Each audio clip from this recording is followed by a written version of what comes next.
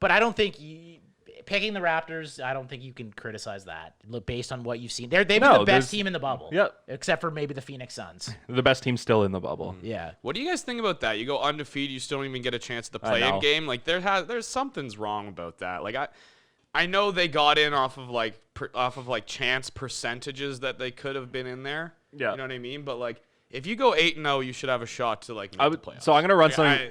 And I know this is a special circumstance. This is never gonna happen again. Yeah. Because the bubble is probably not gonna be needed next year. Hopefully, fingers crossed. One thing I was kind of thinking about something. This is kind of pie in the sky, like an out there idea.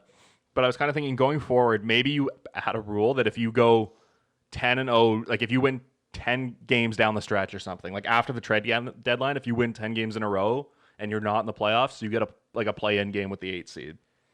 Because that's almost never gonna happen. Yeah. And it still gives teams something. Like if you're like a fan of a bad team like the Knicks, and the Knicks all of a sudden reel off like 4 in a row.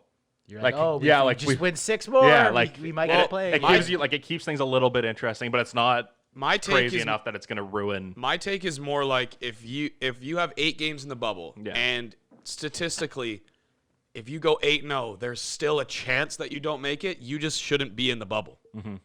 Yeah. That's how it should have been at the beginning.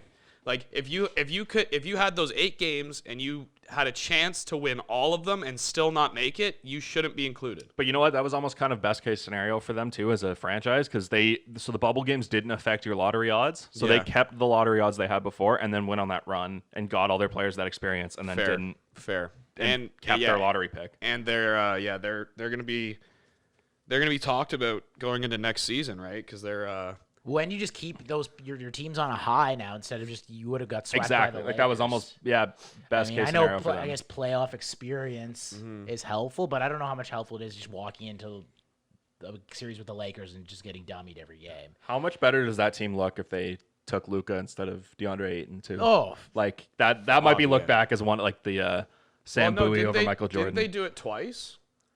What do you mean? Didn't the Suns do it like 2 they drafts took in a row? Josh Jackson at one point out of Kansas, over which was somebody else. Yeah, I think Tatum maybe.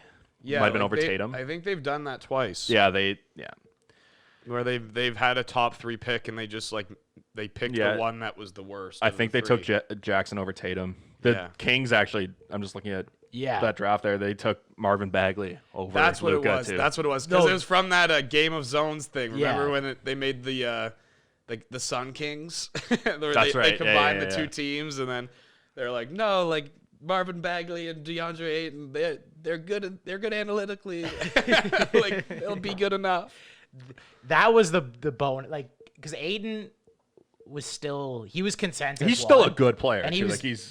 Like Luka kind of came out of nowhere. Everyone knew he was good. Plus, there's I think a little bit of risk drafting a guy out of Europe. Yeah, like no one knew he was gonna be like on pace to be the best player in the league.